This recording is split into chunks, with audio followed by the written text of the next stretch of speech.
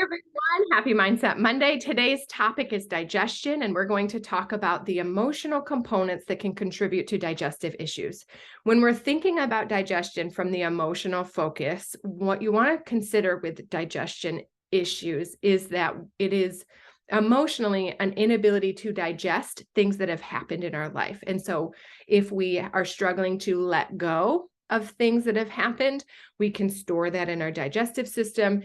That inability to let go manifests itself physically through digestive issues. So we're today thinking of what is the life circumstances that have happened that I haven't let go of yet, and I can begin my journey or continue my journey to let go of those things so that they can release from my digestive system. Now, as I've mentioned in previous workshops, and if you're not familiar with myself and my background, I'm an emotion code practitioner. Emotion code is something that was created by Dr. Bradley Nelson. And in the emotion code format, there are different organs that are connected to different emotions. And so I want to just share what those are so that you can use your intuition to identify what emotion might be stored in your digestive system. So I'm going to just share my screen real quick.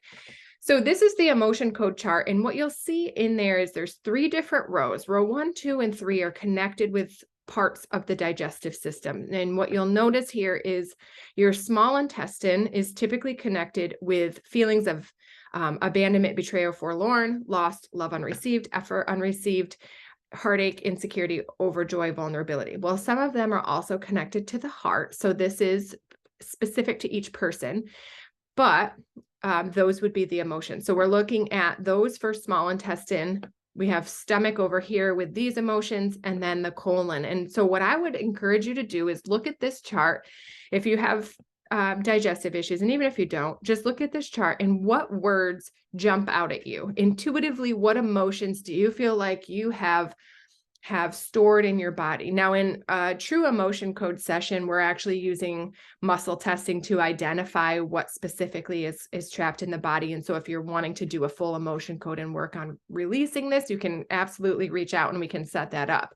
If you're wanting to do this as some of your own self-guided release work, I'm going to share with you some things that you can do today. But first, the first thing is to look at what emotions jump out at you that could be connected with your digestive system. So once you've found it, now I'm going to share with you some release work that you can do. Okay. So kind of pinpoint what the emotion is. Now, once you have it, the next part is to identify what time in your life did you store that. So think about your brain is kind of like a filing cabinet.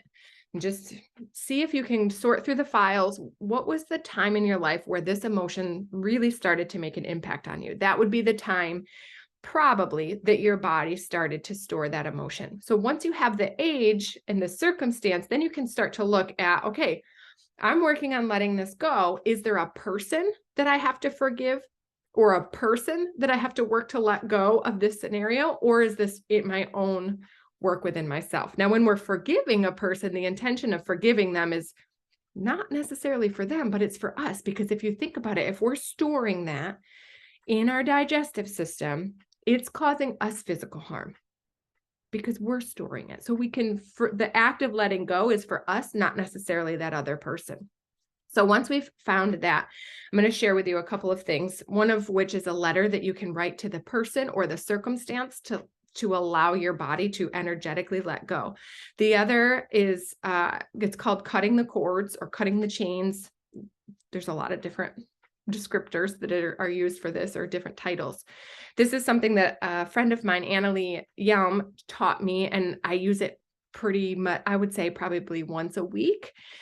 But it is a great way that I have found for myself to let go of things. So what you do is, for me, it's before I go to bed, you lay in your bed, close your eyes, and then picture cords connecting from you to the other people.